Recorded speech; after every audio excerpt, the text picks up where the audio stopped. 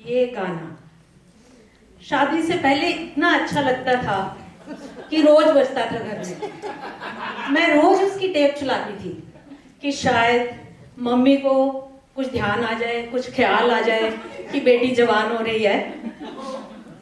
क्योंकि सुबह शाम मम्मी हमें यही कहती रहती थी कि पढ़ ले पढ़ ले, फेल हो गई तो लोग क्या कहेंगे। ये आशा जी वाले लोग वहां थे, इन लोगों से छुटकारा नहीं हो सकता। पर एक दिन मम्मी को ख्याल आया और उन्होंने किसी को चाय पे बुलाया। चाय पे बुलाया, हालांकि मैं चाय नहीं पीती थी, पर उस दिन पीनी पड़ी। पी, जिसकी कीमत आज तक चुका रही हूँ। सुबह शाम चाय बना रही हूँ।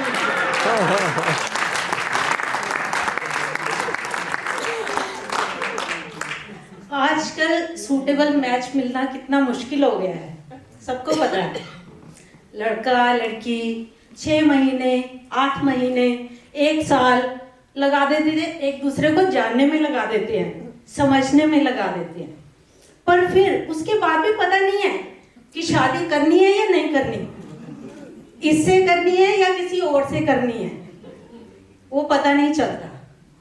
हमारे टाइम में क्या होता था, 4 चीजें देखी जाती थी। लड़का अच्छा होना चाहिए, फैमिली अच्छी होनी चाहिए, लड़की की जॉब अच्छी होनी चाहिए, लड़के की जॉब, तो बस ठीक है, पेरेंट्स ने शादी कर दी, हो गया। आजकल बच्चों की रिक्वायरमेंट क्या है, इतनी लंबी लिस्ट जो 1 साल में भी पूरी नहीं होती है। इतनी ऑप्शंस है उनके पास। हमारे टाइम में कितनी ऑप्शन होती थी, अभी तो ऑप्शन और बढ़ गई है। हमारे टाइम में एक ऑप्शन होती थी, लड़की लड़के से शादी करेगी।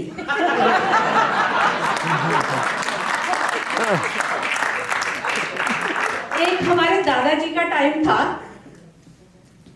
दादा दादी की शादी हुई तो उन्होंने एक दूसरे को देखा ही नहीं, पेरेंट्स ने फाइनल कर लिया, शादी हो गई। हमारे दादाजी के 6 भाई थे, 4 भाई एक जैसे लगते थे, उनको पहचानना कि कौन कौन है बहुत मुश्किल था। तो हमारी दादी ने बताया कि शादी, मैंने तुम्हारे दादाजी को 4 दिन के बाद उनका चेहरा देखा, क्योंकि वो घूंघट निकालते थे उस टाइम।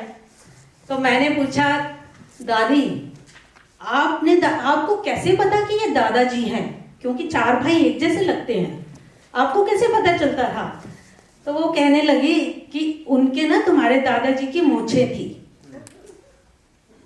तुम्हारे दादाजी की मूंछें नहीं थी, बाकी भाइयों की मूंछें थी।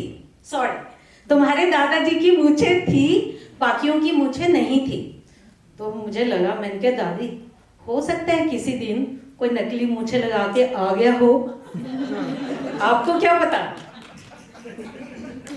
पर हमारा टाइम बहुत अच्छा था, उससे बेटर था। हमें कम से कम एक दूसरे को देखने का मौका दिया गया। मम्मी ने चाय पे बुलाया, चाय पी, फैमिली आई उनकी, हमारी फैमिली, हमने चाय पी इकट्ठे। चाय पीने के बाद हमें 10 मिनट दिए गए, अलग से एक कोने में बिठाया गया कि तुम एक दूसरे को स्कैन कर लो।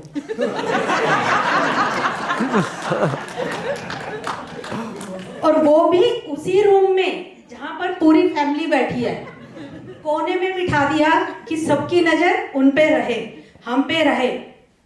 मम्मी को तो ये लग रहा था देखते रहना है सामने, कहीं ये लड़का मेरे लड़की को टच ना करे, हाथ ना पकड़ ले, कहीं किस विस ना कर दे, इसलिए सबकी नजर उधर ही होनी चाहिए।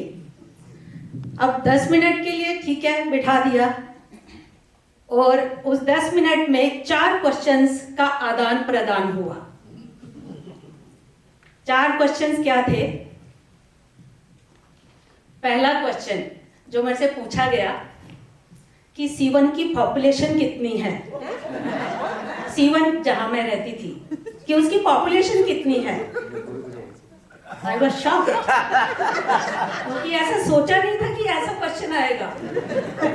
मन में यही सोचा कि यार आप लड़की देखने आए हो, जनगणना करने आए हो।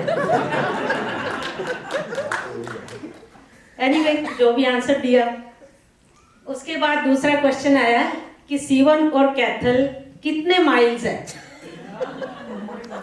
इस बार तो मुझे लगा कि जैसे आईपीएस के एग्जाम में आई हूं मैं। सोच के क्या आई थी और क्या हो रहा है ऐसा सोचा नहीं था।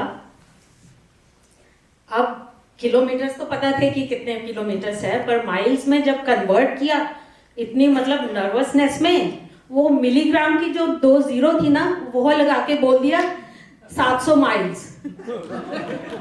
अब शॉक उधर लगा, 700 माइल, पाकिस्तान से आई हो क्या? उसके बाद मुझसे पूछा गया, मुझे बोला गया कि हाँ अगर आपको कुछ पूछना है तो आप पूछ सकते हो। मुझे तो पहले से ही फीलिंग आ रही थी कि मैं इंटरव्यू में आई हूँ, तो मैंने भी ऐसे ही क्वेश्चन पूछ लिया।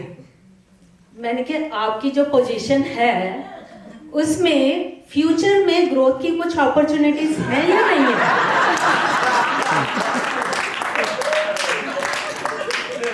तो कहने लगे कि अपॉर्चुनिटीज बहुत है। अभी मैं बैचलर हूँ, एक अकेला हूँ, कल 1 से 2 हो जाएंगे, उसके बाद 2 से 3 हो जाएंगे, फिर 3 से 4 हो जाएंगे, तो वो तो अपने हाथ में है। मुझे लगा मैंने ऐसी ग्रोथ तो नहीं पूछी थी।